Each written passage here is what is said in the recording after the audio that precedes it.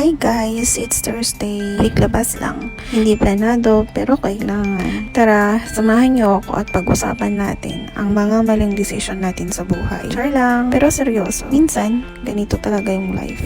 Bigla ang lakad, bigla ang gastos, bigla ang overthinking. Pero laban lang kasi wala tayong choice. Ganun. So, tara, let's go.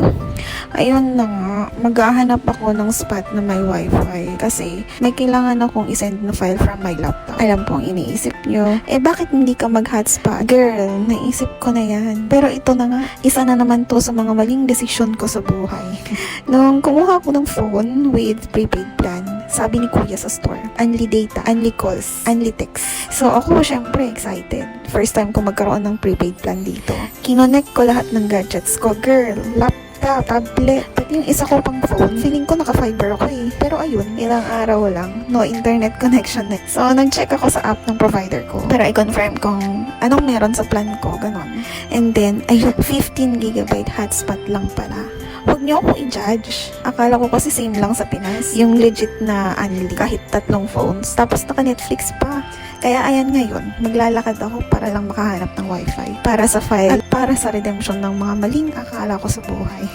Buti na lang uso ang free wifi dito. Kaso, along subway lang siya. Hindi umaabot sa tinitirhan ko. Literal na kailangan kong lumabas para lang makakonekta. So, ang ginawa ko para hindi ko bitbitin yung laptop, sinend ko sa Android phone ko.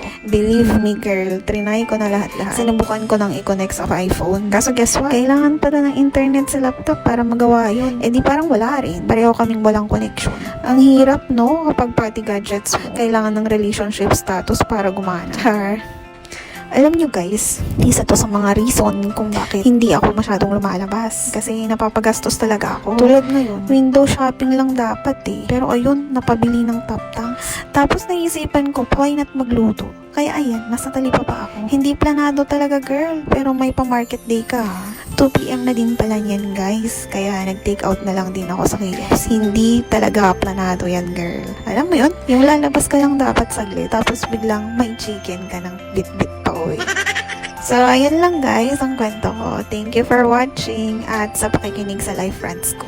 This is me, Shani, reminding you to smile, survive, repeat. Kasi kahit hindi planado, mapapagastos ka pa rin. Char, laban lang. Bye-bye!